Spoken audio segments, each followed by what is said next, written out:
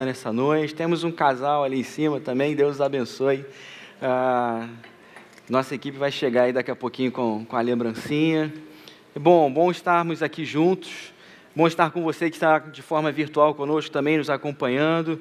Talvez você tenha acessado aí o link agora, que você receba da graça do Senhor também, ao se conectar conosco. Nessa manhã eu compartilhei uma reflexão sobre renovação. E eu falei, a partir do texto de Marcos, sobre isso. 3 coisas que Jesus deseja renovar nas nossas vidas. E disse que Jesus renova os nossos sistemas religiosos. Independente se você já é da igreja ou não é da igreja. Jesus quer renovar essa nossa participação. Jesus quer renovar a nossa espiritualidade. Quer dar um sentido para essa espiritualidade. Quer dar um norte, quer ser esse alvo da nossa espiritualidade. Mas se Jesus toca a nossa espiritualidade, Ele toca também a nossa existência, as nossas decisões, e Ele deseja renovar os nossos caminhos. E renovando os nossos caminhos, Jesus deseja renovar também a nossa esperança na vida, a nossa expectativa de vida. E no mesmo texto eu queria refletir nessa noite, para que a gente seja renovado, a gente precisa aprender a deixar coisas para trás. A gente não pode viver como acumuladores. E a grande verdade é que nós somos muito bons acumuladores. Nós acumulamos coisas muito boas, experiências, vivências muito boas. Nós olhamos para trás com aquela alegria, aquele saudosismo das pessoas que nos cercavam, dos momentos que nós vivenciamos. Nós lembramos com saudosismo até dos perrengues que passamos. Mas a gente carrega muita coisa ruim também. A gente vai desaprendendo a deixar para trás aquilo que nos marcou negativamente. Muitas vezes, nós vivemos mais a partir das nossas experiências negativas do que a partir das alegrias que tivemos na vida. Nós vivemos muito mais a partir das nossas decepções, pautamos as nossas métricas sociais muito mais a partir das nossas decepções do que das surpresas positivas da vida. Eu creio que esse seja um grande desafio para a nossa vida.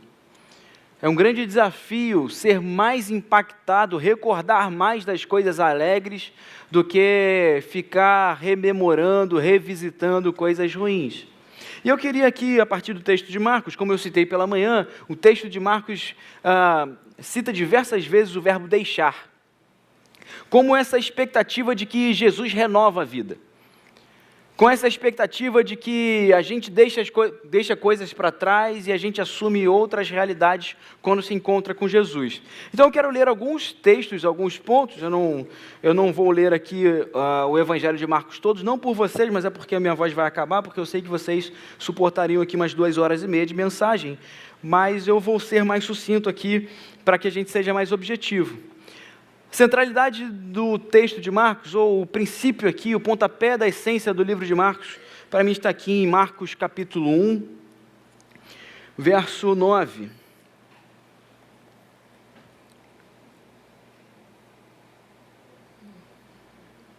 Assim diz a palavra de Deus. Eu vou ler esse e depois eu vou ler alguns outros textos.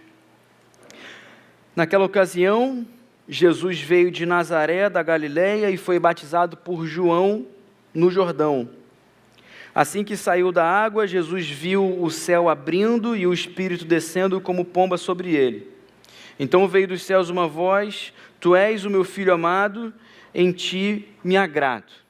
Então Marcos tem esse anúncio, olha, esse Jesus, e aqui a gente precisa voltar para o tempo em que esse evangelho está sendo escrito, em que Marcos quer evidenciar para uma comunidade de que aquele homem Jesus que diversas pessoas comentavam e escreviam, aquele homem Jesus é o Messias que está trazendo novidades. É o Messias que está aplicando de uma forma diferente a realidade da fé judaica, principalmente. Mas que está além de aplicar de uma forma diferente a realidade da fé judaica, ele está ampliando e pregando para centuriões romanos, por exemplo. Ele, além de estar nas sinagogas, ele está se sentando com mulheres samaritanas e pregando o seu evangelho, a sua boa notícia. Esse Jesus que foi visto e que caminhou pela Galileia, por Jerusalém, é o grande Messias esperado, é o grande Messias prometido. E Marcos começa a narrar quem é esse Jesus. Ele fala aqui sobre esse batismo que simboliza essa união do Pai, do Filho e do Espírito, em que o Espírito é visto como uma imagem de pomba descendo sobre Jesus, o Filho, e que o Pai reconhece o prazer na vida de Jesus, o Pai expressa esse prazer na vida que Jesus levaria ali para frente. Então Marcos começa a falar algumas coisas sobre Jesus. Por exemplo, no verso 14, ele diz qual era o conteúdo essencial da mensagem de Jesus. Marcos capítulo 1, verso 14, ele narra assim: depois que João foi preso, Jesus foi para a Galileia, proclamando as boas novas de Deus. Jesus, esse homem-Deus, esse homem que é aprovado por Deus, esse homem que é o Messias, esse homem que tem um chamado específico, ele tem um conteúdo de mensagem. E o conteúdo dessa mensagem é uma boa notícia. O conteúdo dessa mensagem é uma boa nova. É algo novo e algo bom. Necessariamente, o conteúdo daquilo que Jesus fala é algo novo e algo bom. Então, Marcos já está deixando explícito, esse conteúdo, ou diante desse conteúdo, diante dessa pessoa, existem coisas velhas, existem coisas que são deixadas, porque quando nós ouvimos essa notícia aqui, que é boa, mas é uma notícia nova, nós caminhamos por outras perspectivas, e é por isso que Marcos vai anunciar o conteúdo da mensagem de Jesus, aqui nesses versos. O tempo é chegado, dizia ele, o reino dos céus, o reino de Deus está próximo. Arrependam-se e creiam nas boas novas. O grande convite do Evangelho é que a gente creia, que a gente ouça essa boa notícia, essa boa nova, essa novidade boa que é Jesus, e diante dessa novidade boa a gente deixe coisas para trás.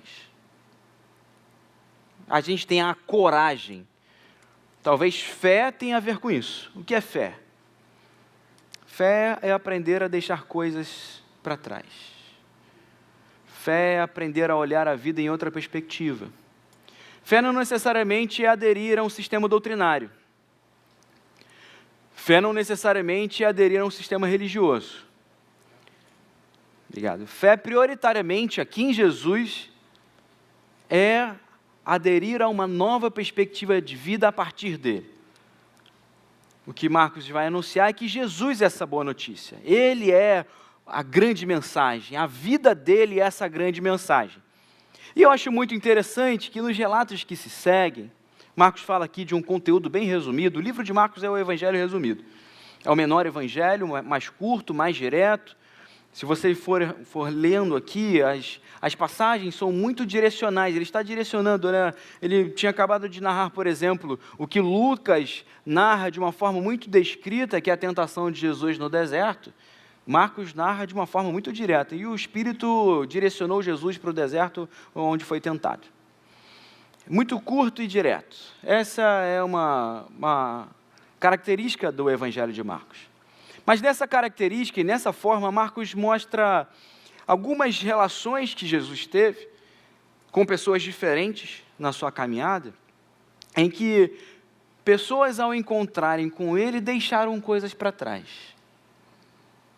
Pessoas que encontraram com essa boa notícia, tiveram essa coragem, tiveram essa certeza, né? O texto de Hebreus diz que a fé é uma certeza. E você vai perceber que as pessoas não deixaram coisas simples. E muito mais ainda, as pessoas não deixaram costumes morais. Não foi só uma moralidade efêmera, muito superficial. As pessoas foram convidadas a deixar coisas, ou as pessoas foram constrangidas, levadas, direcionadas a tomar decisões profundas na sua vida. E talvez seja por falta de decisões profundas que você se encontra aqui nessa noite. Talvez você mude de carro, mude de apartamento, mude de colégio, de faculdade, de emprego, mas você não muda a sua visão. Você não muda o seu coração. Você não muda os seus conceitos. Você não muda as suas opiniões. Você não muda os seus hábitos. Você não muda os seus costumes. Você não muda os pensamentos. Você insiste nos mesmos erros e bate nas mesmas teclas que não estão dando certo. Encontrar com Jesus tem muito mais a ver com rearranjar nele, rearrumar nele, encontrar nele um novo princípio de vida do que os paradigmas morais superficiais que fazem parte dessa construção, mas que não são a essência do Evangelho. Então eu quero ver com você 3 coisas que pessoas que encontraram com Jesus deixaram para trás. Eu queria comentar um pouco aplicando isso na nossa vida. Todas estão aqui no primeiro capítulo de Marcos. Primeira passagem que eu quero ler com você, um versículo, 2 versículos na verdade, a partir do 16, capítulo 1, 16, andando à beira do mar da Galileia, Jesus viu Simão e seu irmão André lançando redes ao mar, pois eram pescadores. E disse Jesus, sigam-me, e eu os farei pescadores de homens. No mesmo instante, eles deixaram as suas redes e os seguiram. Pescadores que deixam redes, pescadores que deixam a sua definição social, pescadores que deixam o seu sustento, pescadores que deixam o esteio da família, pescadores que deixam talvez ali a produção da sua vida. É bem possível que esses homens fizessem parte de uma cooperativa de pescadores conhecida na região, que sustentava ou que dava ali munição para os mercados locais. Eles estão deixando não só o seu trabalho, o seu sustento, mas eles estão deixando uma realidade social, eles estão deslocando a vida dele por completo. Eles estão deixando toda uma rede de relacionamentos, toda uma rede de proteção, toda uma rede de mercado, e eles estão partindo para uma nova ideia de vida. Eles estão deixando as suas redes. Eles estão deixando a sua segurança. Aquela rede de relacionamentos, aquela rede de sustento, aquele trabalho que dava o pão de cada dia para a sua família, simboliza isso, essa segurança que eles tinham na vida. E eles estão deixando essa segurança não por uma ideia aventureira de religião. Eu ouso pensar que esses homens galileus, sufocados pelos impostos do Império Romano, não estavam sendo aventureiros. Jesus lhes era garantia suficiente, ao passo que eles poderiam deixar as suas redes. Talvez o que nós precisamos aprender nessa noite é que não é sobre deixar o nosso trabalho. Não é sobre você pedir demissão amanhã. Não é sobre você largar o cargo público amanhã. É você deixar de encarar essa sua realidade como o seu esteio pessoal. É você deixar de encarar a segunda-feira como aquele peso de que você tem que ir amanhã produzir e você tem que fazer essa máquina, essa roda girar, porque essa é a sua segurança de vida e você sente todas essas prisões, todas essas pressões da sua família, da sociedade, do comércio e enfim de tudo. Você sente no seu colo essa prisão de produzir, de trabalhar, de estar lá e de se relacionar com as mesmas pessoas, porque você vê aquele lugar como sua segurança. E o grande paradigma de encontrarmos Jesus e aplicarmos Jesus como a nossa segurança é que sim, continuamos a trabalhar. Eu aplico aquilo que Paulo falou à igreja de Tessalônica. Quem quer comer, que trabalhe. Eu tive uma experiência, eu estava fazendo parte de um processo seletivo, eu devia ter uns 19, 20 anos, processo seletivo para um estágio que era muito legal. E na época eu fazia 2 faculdades ao mesmo tempo, fazia teologia de manhã, fazia a UERJ à tarde, e eu tinha que arranjar algum espaço para estagiar, e eu não sabia se era para ir ou não. E eu recebi a ligação que eu tinha passado no processo seletivo, e eu tinha que responder ali, em poucas horas, se eu ia assumir a vaga ou não, e eu fiz algo que você não deve fazer, mas foi a minha experiência. Experiência pessoal não se faz doutrina. Eu rodei a minha Bíblia, fechei a Bíblia, fechei o olho, dica, não pode ser para não roubar. Fechei o olho, rodei a Bíblia, exatamente esse texto de Tessalonicenses que caiu. Quem quiser comer, que trabalhe. Então eu assumi a vaga e me abençoou bastante. Mas pode ser que isso não aconteça com você, então é melhor você ler a Bíblia de uma forma completa, estudando e entendendo a vontade do Senhor para você.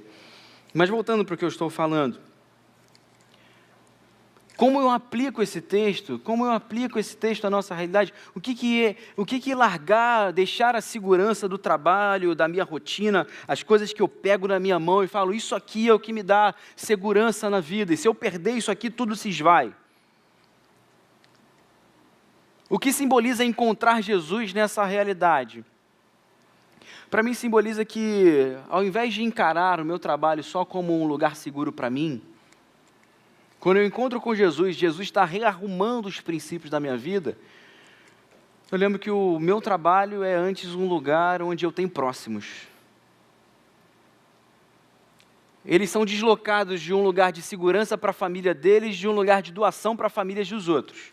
Eles são deslocados de um lugar de produção para eles, de um lugar onde eles produziam para que tivessem recompensa financeira, o que é muito válido, o que é muito necessário, para um lugar de seguir um mestre que os ensinaria a doar a vida e doar aos outros, e ser a doação de Deus aos outros. Quando a gente encara o nosso trabalho, a nossa produção, como essa máquina de produzir coisas para a gente, como esse objetivo único de nos trazer recompensas financeiras, para que o nosso salário seja pago no início do mês, no 5º dia útil, no 1º dia, seja lá qual for seu dia, a gente vai se esquecendo, a gente entra nessa lógica insana de produção, a gente entra nesse aprisionamento da vida, de que eu produzo para mim, de que eu tenho que ter para mim, e eu esqueço que no meu trabalho existem próximos, existem pessoas, existe gente a ser abandonada, a ser abençoada. A cabeça já não está funcionando legal, viu? Existe gente para que eu tenha que olhar para elas, eu tenha que as enxergar. Existe gente que não deve ser abandonada, e talvez esse seja um paradigma da vida na nossa sociedade. Quantas pessoas estão angustiadas nos nossos trabalhos porque são abandonadas por nós? Já vivem num sistema injusto, já vivem com remunerações precárias, já vivem com as suas realidades familiares, já vivem com tanto peso e chegam no trabalho e a gente está de cara feia, a gente está mal-humorado porque a gente está ali para cumprir tabela. E é por isso que Jesus fala, olha, isso aí é muito legal, vocês pescam para vocês, mas eu os farei pescadores de homens. Eu vou ressignificar a pesca para vocês. Talvez o que Jesus queira fazer com que você deixe essa mentalidade de produção individual e assuma uma mentalidade dessa produção pessoal, mas de uma ampliação das possibilidades. Você vai para o trabalho talvez cansado na segunda-feira, o final de semana é agitado, mas você vai para o trabalho encontrar com gente que está angustiada, gente que precisa de esperança, gente que precisa de abraço, gente que precisa de palavra, gente que precisa de consolo, gente que precisa de brincadeira, gente que precisa de um almoço, gente que precisa da tua presença. Jesus nos convida a deixar para trás esse egocentrismo de que a vida está ao nosso entorno. É muito sutil a realidade de que levantamos amanhã para a gente. Levantamos amanhã para o nosso prazer, ou levantamos amanhã para cumprir a nossa rotina. Mas é tão maior essa realidade do arrependam-se, essa realidade do deixe essa mentalidade para trás, assuma uma nova mentalidade. Esse é o primeiro encontro, eles deixam a segurança, eles deixam essa zona de relacionamentos, esse costume relacional, e eles se relacionam talvez com as mesmas pessoas, eles ficam pregando ali na Galileia com outros objetivos. Talvez o que você precise não é um emprego onde o ambiente seja melhor. Talvez você precise ir para o seu emprego, fazer do ambiente um ambiente melhor. Talvez você esteja colocado exatamente num lugar difícil para que você seja luz, para que você dê sabor, para que você dê alegria, para que você dê paz. Então deixemos essa mentalidade, deixemos essa pequenez, deixemos os egoísmos e assumamos essa visão do Evangelho que faz com que a gente plante sim, plante para a gente, mas plante para mais gente. Há um segundo encontro aqui na mesma realidade, ainda no mesmo contexto. Capítulo 20, o versículo 20, perdão. Jesus encontra com outros dois irmãos, Tiago e João, que são filhos de Zebedeu. E no verso 20, Marcos destaca dizendo, logo os chamou Tiago e João, e ele os seguiram, deixando seu pai Zebedeu com os empregados no barco. Eles deixam o pai. Então eles estão aqui nessa talvez mesma cooperativa de pescadores, arrumando seus barcos e suas redes, e Tiago e João estão especificamente pescando com seu pai.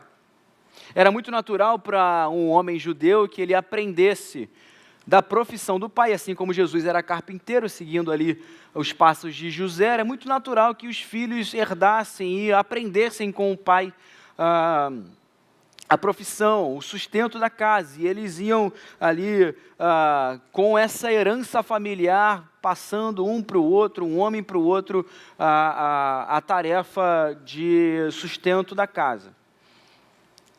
Tiago e João estão deixando aqui a sua referência. Eles estão deixando de lado uma referência, a referência que os tornou homens. A referência que os ensinou ali, talvez, a coisa que mais conheciam, que era a pesca.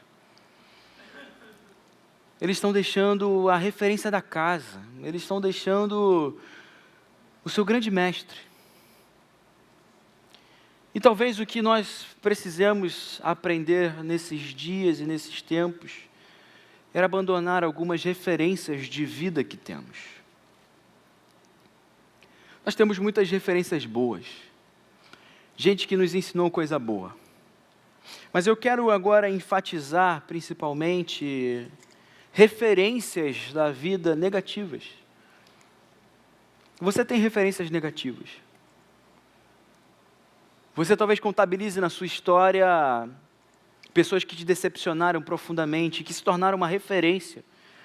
A gente que não se relaciona com a igreja porque referências negativas da igreja o marcaram, o decepcionaram, o destruíram por dentro, e esse relacionamento com a igreja foi interrompido, foi rompido por causa de uma referência negativa.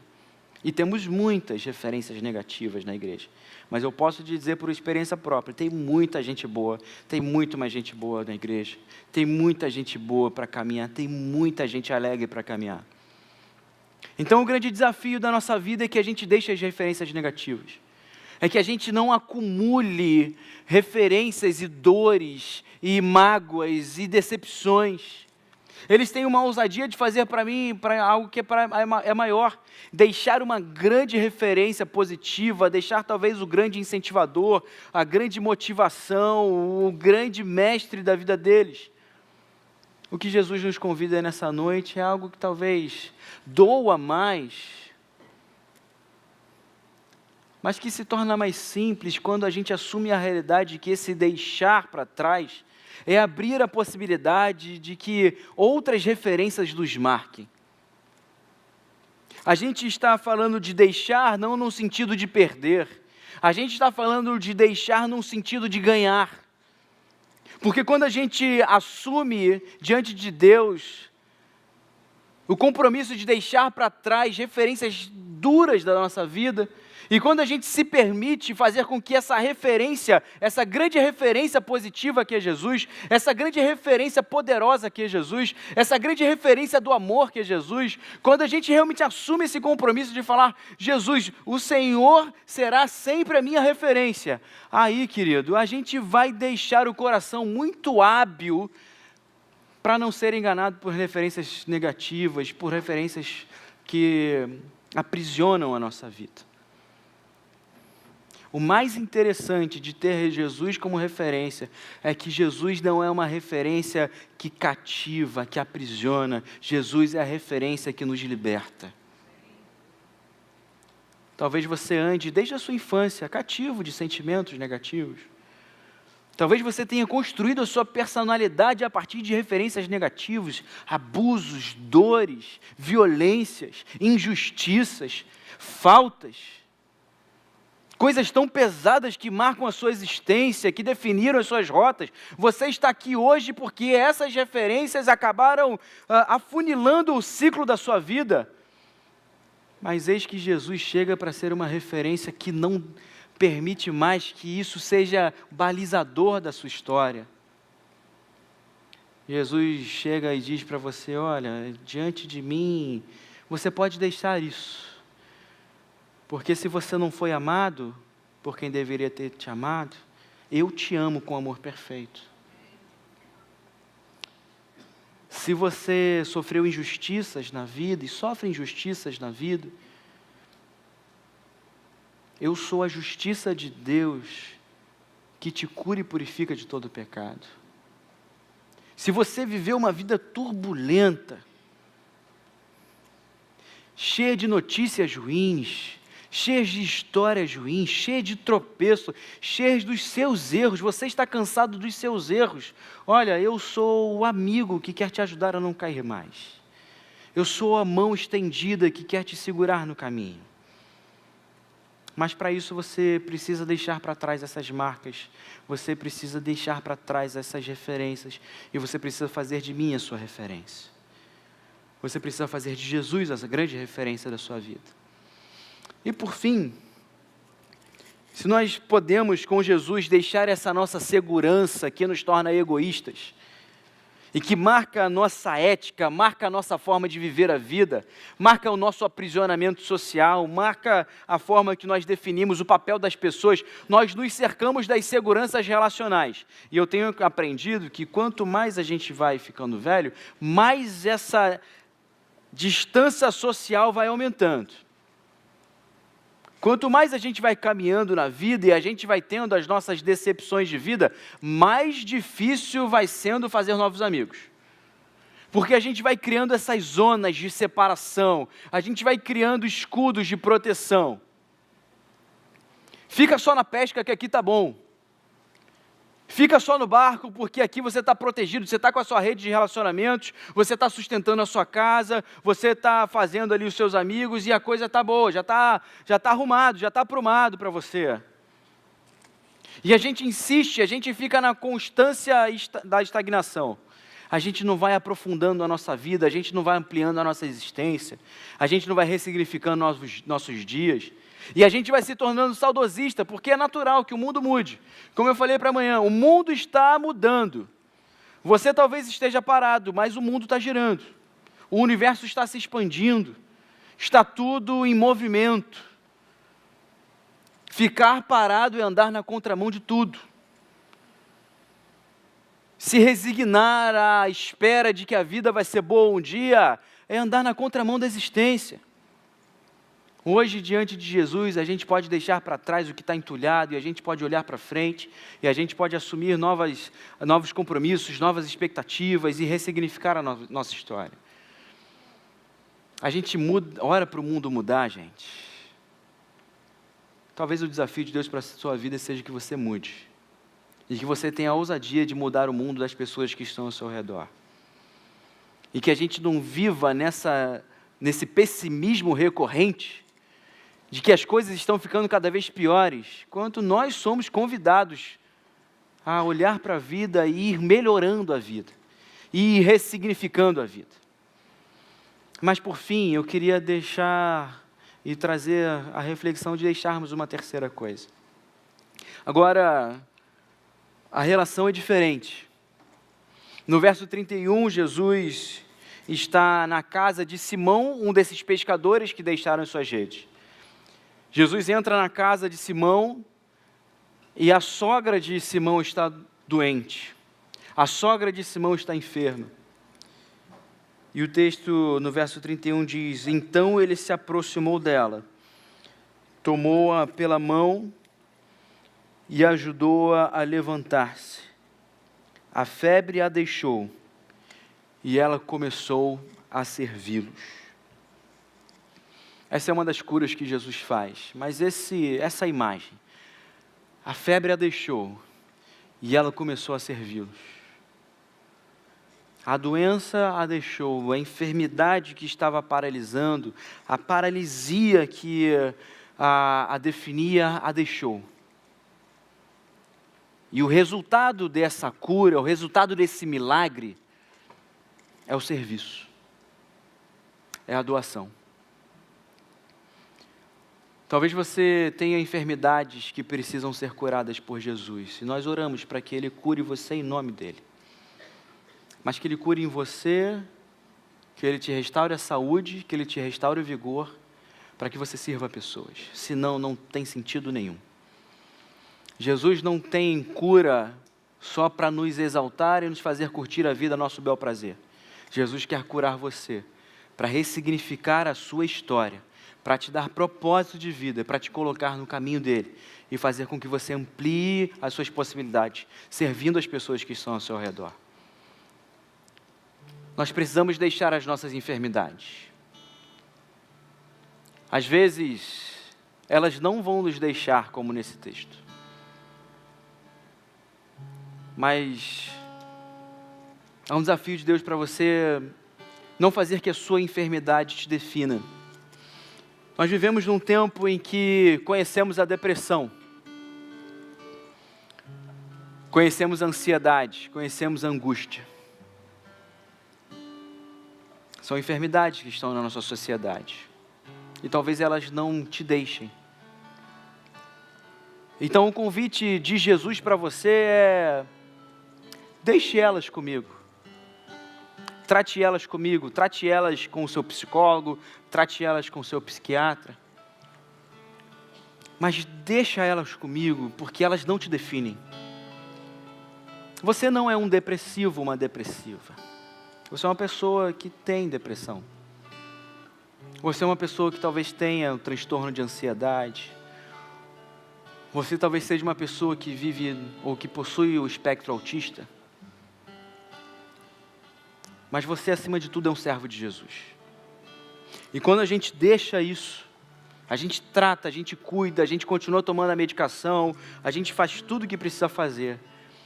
Mas a gente olha para isso, olha para a nossa saúde. E olha para Cristo, e a gente diz: olha, é em Cristo que eu encontro o meu propósito de vida. Eu vou sair da minha cama, eu vou sair da minha casa, eu vou enfrentar os meus dias, ou eu vou enfrentar as minhas dificuldades, mas eu quero servir as pessoas, eu quero estar com as pessoas, eu quero estar com a minha família. Talvez, pelas doenças, pelas enfermidades, você está deixando os ciclos de convívio social. E Jesus quer ser uma fortaleza, novamente junto com o seu médico, junto com o seu terapeuta, junto com tudo aquilo que você faz. Mas acima disso tudo, Ele quer ser esse Deus presente na sua vida, que fala: olha, você não está encarcerado nessa enfermidade. Eu citei aqui a depressão, mas podem ser outras enfermidades.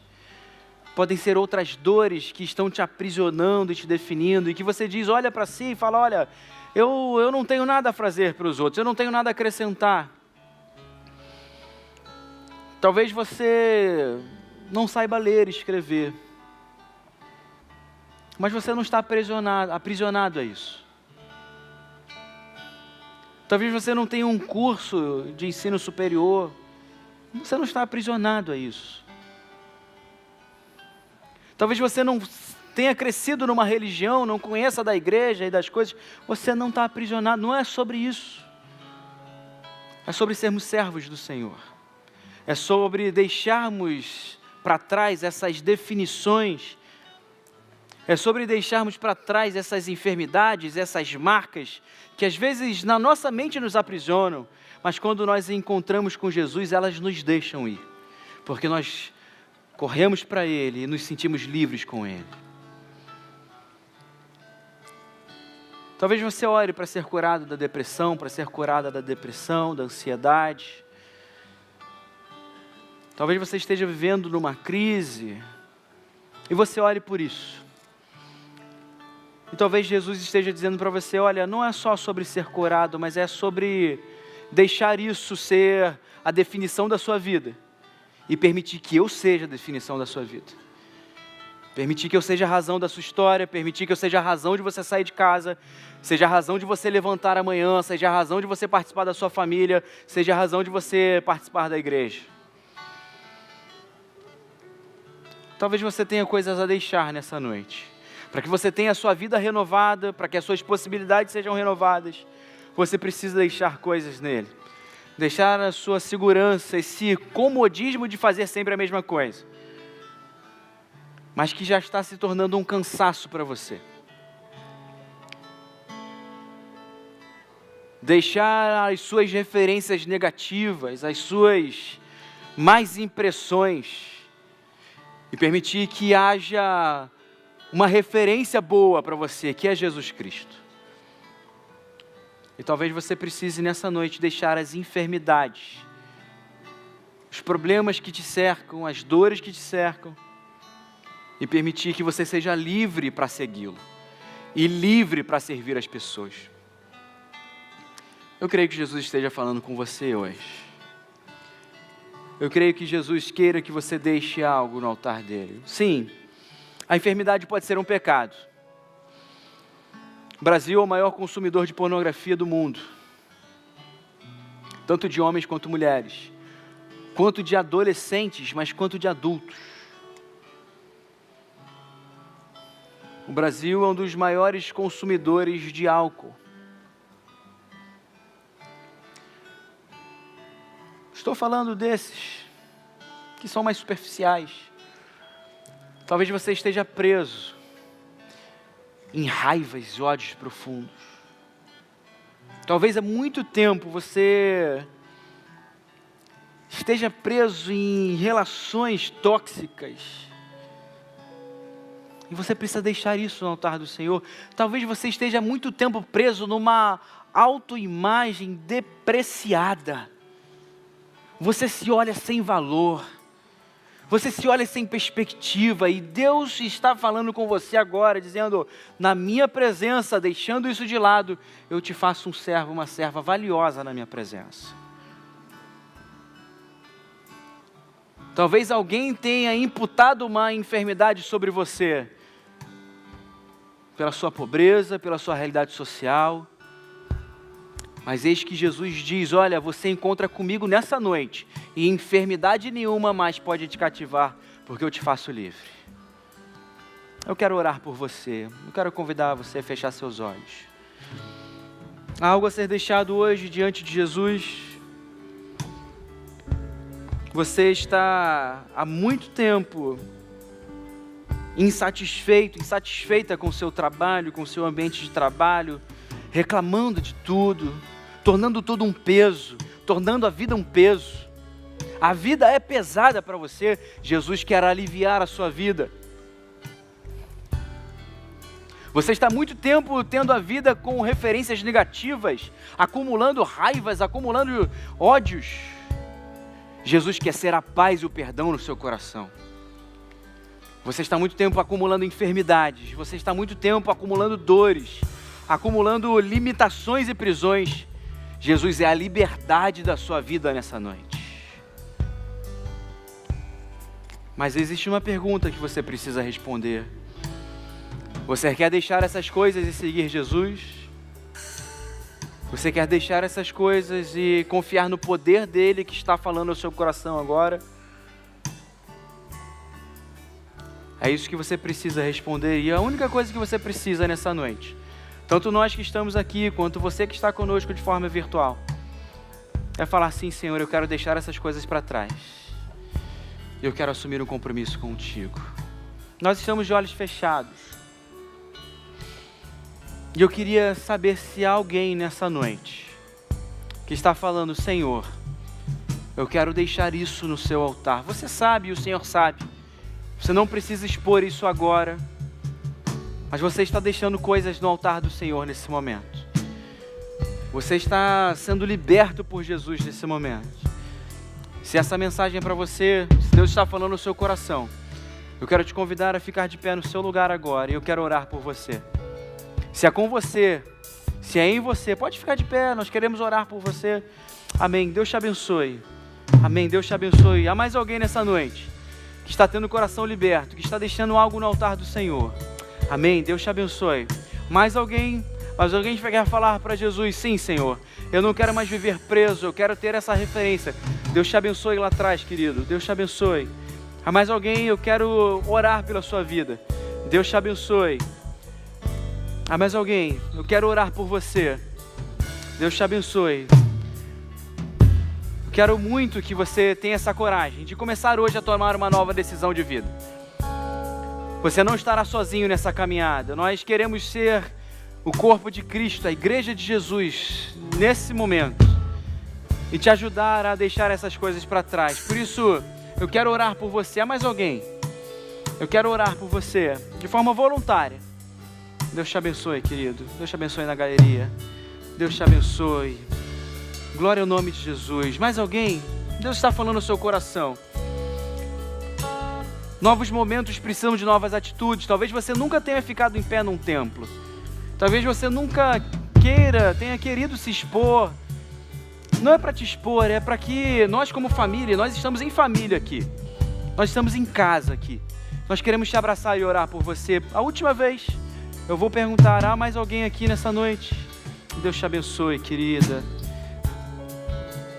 É com você que Jesus está falando. Você pode ficar de pé no seu lugar. Eu quero orar por você. Deus te abençoe. Ó Deus, esses corações que estão aqui de pé,